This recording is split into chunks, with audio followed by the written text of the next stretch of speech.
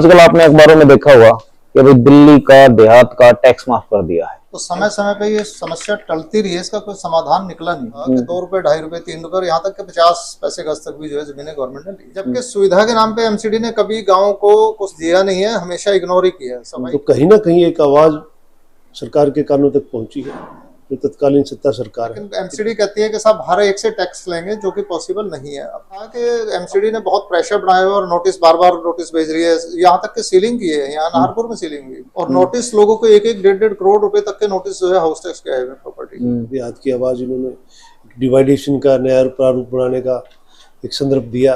आपकी मीटिंग से जनता को क्या फायदा हुआ? फायदा कोई फर्दर नोटिस अभी नहीं आएगा और दूसरा ये है कि कोई भी अभी जो है सीलिंग की कार्रवाई नहीं होगी। लेकिन कनेरे राखिए आंगन कुटी छवाए बिन ताबुन बिन पानी करे सा कि एक चाय की दुकान करने वाला और एक मॉल में बैठा हुआ व्यक्ति, दोनों पे कमर्शियल वही लगता है, फैक्टर 4 लगता है, जो किसी भी हालत में वाजिब नहीं कहा जाता। यानी कम से कम 2 महीने का किराया साल में आप जो है एमसीडी ले लेती है, तो ये तो किसी भी हालत में वाजिब नहीं कहा जा सकता ना। टैक्स का मतलब ये नहीं होता ना कि आप उसका जो है 15-20% हिस्सा आप ले जाएंगे। चलो ठीक है। नमस्कार दोस्तों, मैं रविंद्र डबास। आजकल आपने अखबारों में देखा होगा कि भाई दिल्ली का देहात का टैक्स माफ कर दिया है। MCD tax sir, property tax काफी हो हल्ला हुआ था, पंचायतें भी हुई थी, देहात इकट्ठा भी हुआ था, गांव भी हुए थे, 360 की पंचायत भी हुई थी, राजनीतिक समीकरण भी थोड़े बहुत इधर उधर हुए थे, कुछ नेता भी आए थे बीच में क्रेडिट लेने के लिए या सुलझाने के लिए या उलझाने के लिए। काफी लंबा प्रोसेस चला था, कई महीने। तो अभी उसका रिजल्ट आ चुका है। कुछ रिजल्ट के लिए जो जिम्मेवार हैं वो है नरेश राव जी। अब वो रिजल्ट अच्छा है या बुरा है, वो आप इस इंट्रो के बाद अपना रिजल्ट निकाल लीजिए। ये भारतीय जनता युवा मोर्चा, बीजेपी युवा मोर्चा का एक प्रोग्राम आजकल चल रहा है दिल्ली प्रदेश का। अच्छा। कि दिल्ली के सभी 360 गांव में युवा चौपाल के नाम से कार्यक्रम चल रहा है। तो जो युवा के प्रदेश अध्यक्ष हैं शशि यादव, वो सब जगह जा रहे हैं, सब गांव में जा रहे हैं और वहाँ सब जो है कार्यकर्ताओं को इकट्ठा करके बीजेपी समर्थक जो युवा है उनके साथ एक जो है चौपाल का कार्यक्रम चल रहा है। चलो ठीक है भाई, इसको आप ज्वाइन करना चाहो तो कर सकते हैं। हाँ। कोई गलत चीज नहीं है। तो सर, ये जो मुद्दा प्रॉपर्टी टैक्स का था, पहले तो ये बताइए ये मुद्दा था क्या, और दूसरा आप उस कोर कमेटी में थे जिन्होंने ये मुद्दा सुलझवाया है शुरू से आखिर तक, फाइनल तक। तो आप ये बताइए कि मीटिंग में क्या क्या बातें हुई, सिस्टम जो अखबार में दिखा रहे हैं या जो मौखिक तौर पे कह रहे हैं, अलग अलग लेवल पे आदमी क्रेडिट ले रहे हैं उसका, वो कोई गलत चीज नहीं है, लेकिन उससे एक संदेह चलता है, कई जगह बात पलटती रहती है कि भाई यहाँ से ए शुरू है बी सी, वो बात पता नहीं चलती कि असली है क्या।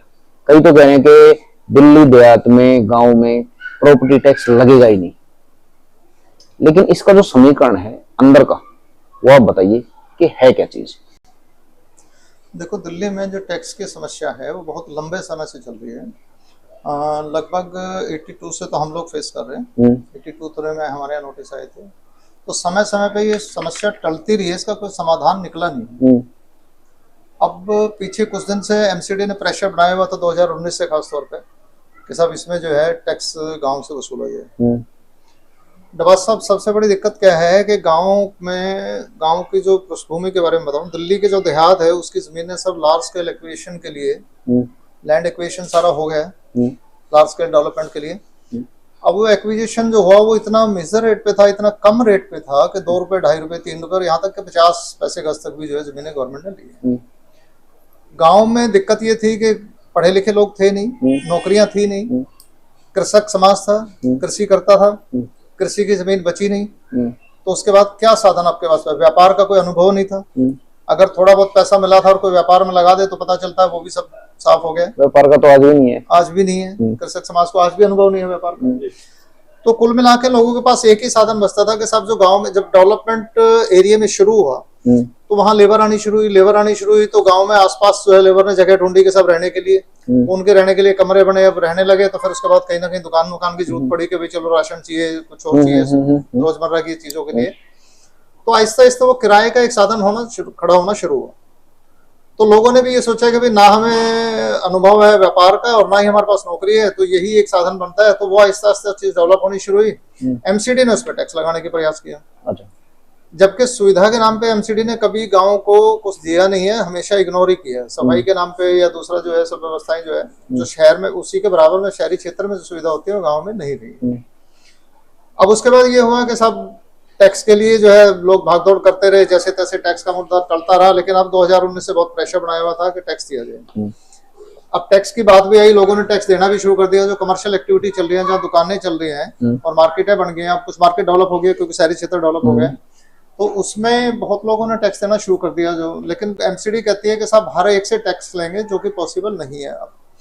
अब उसमें पीछे कुछ दिन से दिल्ली के 360 की पंचायत है वो इस पे आंदोलन चला रही है, बाकी लोग भी चला रहे हैं, बाकी भी सब अपनी अपनी तरह तरीके से चला रहे हैं। तो 360 की कई पंचायतें हुई, आप भी उसमें रहे, चाहे वो पीरागढ़ी की रही हो, चाहे वो अखाड़े पे रही हो, चाहे फिर वो जंतर मंतर पे रही हो, वो सब चलता रहा।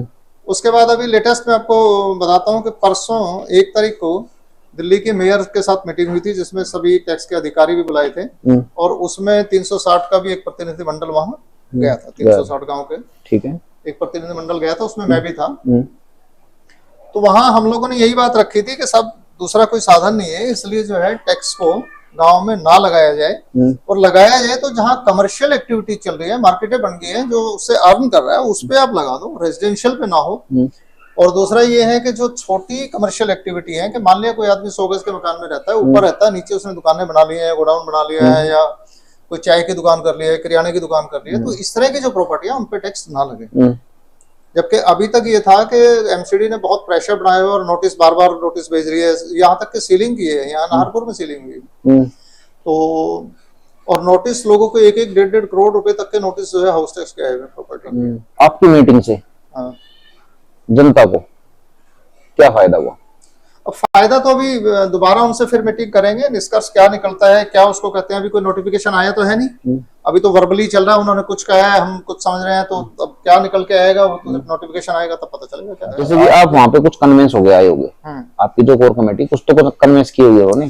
कन्विंस ये था कि मोटे तौर पे जो है ना कोई घोषणा नहीं की थी, लेकिन मेयर साहिबा इससे सहमत थी कि हम जो बात कह रहे हैं वो ठीक कह रहे हैं। अच्छा, सहमत थी और अधिकारीगण वही थे। तो दूसरा ये था कि उन्होंने ये जरूर कर दिया था कि सब कोई फर्दर नोटिस अभी नहीं आएगा, और दूसरा ये है कि कोई भी अभी जो है सीलिंग की कार्रवाई नहीं होगी। तो सर कह सकते हैं कि अभी सोच को वहीं रखे जहाँ थी। हाँ, अभी वही है, उसको बहुत आप जो है बहुत अचीवमेंट नहीं मान सकते हैं। या तो क्लियर कल वो घोषणा करती, क्लियर कहें स्टेटमेंट अपनी दे वो कि साहब हमने ये कर दिया। अब उसमें 100 मीटर तो पहले ही एग्जेम्प्टेड है। अब उसमें इतना उन्होंने जरूर थोड़ा सा आश्वासन दिया है कि भाई आप जो है जो अगर मान लिया उसी प्रॉपर्टी में कोई छोटा मोटा अपना काम कर रहा था उसमें नहीं लेंगे, लेकिन उसका भी कोई नोटिफिकेशन अभी नहीं आया है। वो जब तक गवर्नमेंट अपना कोई नोटिफिकेशन नहीं देती, एमसीडी नोटिफिकेशन। अच्छा राव साहब, शुरू से लेके जब से आपने ये टैक्स का मुद्दा उठाया और अब तक हम लगातार, सही बताएं तो हम आलोचक ही रहे हैं, क्योंकि आलोचना भी तरक्की का एक साधन ही है। लेकिन राखिए आंगन कुटी छवाए, बिन ताबुन बिन पानी करे सा। वो कहते हैं भाई माँ का जो दुलार होता है ना, वो बच्चे का सर्वनाश कर देते हैं, और बाप की डांट डपट होती है ना, वो तरक्की करती है। तो सर हमने क्या किया था, आपकी आलोचना ही की थी, इसमें कमी ही निकाली थी। लेकिन आज एक चीज पॉजिटिव शायद हम मान सकते हैं कि आपकी इस पूरे संघर्ष का, आपकी टीम का और आपका इस संघर्ष का एक हुआ है कि जो ऊपर बैठे हुए हैं, चाहे केजरीवाल जी हो चाहे मेयर साहिब हो, कम से कम उनकी लाइट में है, दबाव आपका काम आ रहा है। 2-4 मीटिंग में 10 मीटिंग में शायद ये काम और हो जाएगा सही तरह से। हाँ, उम्मीद है। मैं इसमें थोड़ा सा ना आपके माध्यम से एक बात कहना चाहूंगा कि आपके चैनल के माध्यम से ये बात वहां तक पहुंचे कि दिल्ली में मुझे लगता है कि जैसे कमर्शियल प्रॉपर्टी है, तो कमर्शियल प्रॉपर्टियों पे टैक्स की जो इन्होंने स्लैब बनाया बहुत ज्यादा है, फैक्टर 4 लगता है। एक फैक्टर लगते हैं कि सब बेस फैक्टर, कमर्शियल फैक्टर और सब रेजिडेंशियल फैक्टर।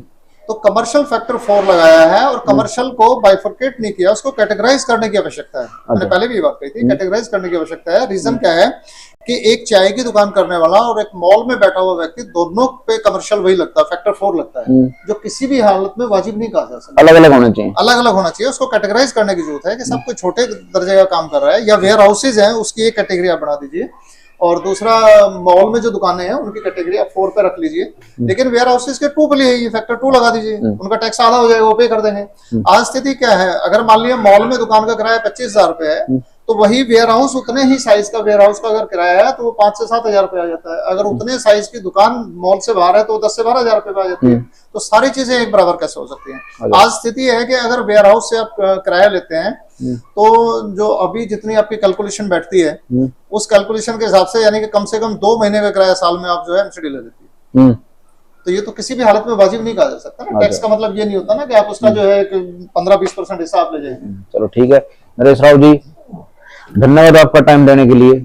नरेश राव जी की बात से हम 2 ही निचोड़ निकालेंगे और सिर्फ 2 ही पैमाने बताएंगे। नरेश राव जी ने कहा है, ये मैन कोर कमेटी के सदस्य थे, इन्होंने एक लिखी पढ़ी भाषा में बता दिया कि अभी आपको रुकना पड़ेगा, सब्र कीजिए, लड़ाई अभी जारी है, हो सकता है शायद।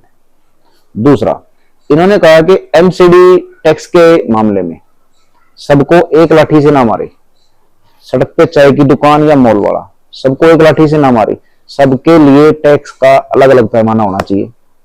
तो ये जो 2 बातें हैं, ये नरेश राव जी से मुलाकात के बाद आपकी नीति न्याय संगत है तो जरूर आपको जो है लोग टैक्स देने को तैयार हैं। देखो मैं इसमें एक चीज और ऐड करना चाहूंगा। आज टेलीफोन का बिल हर आदमी पे करता है, बिजली का बिल हर आदमी पे करता है, पानी का हर आदमी पे करता है। ये सबको पता, दिल्ली जैसे शहर में हर आदमी अवेयर है कि साहब मुझे फैसिलिटी चाहिए तो पे करना पड़ेगा। प्रॉपर्टी टैक्स भी देने के लिए आदमी तैयार है, बट उसको न्याय संगत तो करिए। एक मॉल के बराबर आप चाय वाले से कैसे टैक्स मांगते हैं? मेयर साहिबा ने ये बात मीटिंग में कही है, अधिकारियों को कहा है कि आप क्यों 2004 से मांग रहे हैं, क्या क्राइटेरिया 2004 का? तो अधिकारियों का कहना था कि उस समय से जो है सेल्फ असेसमेंट शुरू हुई थी तो इसलिए हम तब से ले रहे हैं। अरे ये तो कोई कारण नहीं हुआ कि आप 2004 से क्यों टैक्स ले रहे हैं।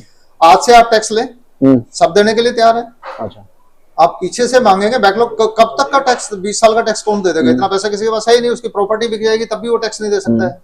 1.5 करोड़ रुपए के नोटिस आपने भेज दिए। उस दिन हमने दिखाए हैं मेयर साहब को, वो बहुत सारे नोटिस दिए हैं जो 1-1, 1.5 करोड़ रुपए के नोटिस थे। आपका कहना समझदारी से काम लें, ईमानदारी से, चतुराई से ना लें। हाँ, न्याय संगत नीति बना के काम करेंगे, जरूर लोग टैक्स देने को तैयार हैं, जरूर लोग टैक्स दे देंगे और मैक्सिमम लोग दे रहे हैं जो देने, जो उस क्राइटेरिया में। ठीक है, आप चालबाजी से काम लीजिए, ईमानदारी से लीजिए, ईमानदारी से काम। चलो ठीक है, नरेश राव जी का हम धन्यवाद करना चाहेंगे टाइम देने के लिए। नरेश राव जी धन्यवाद आपका।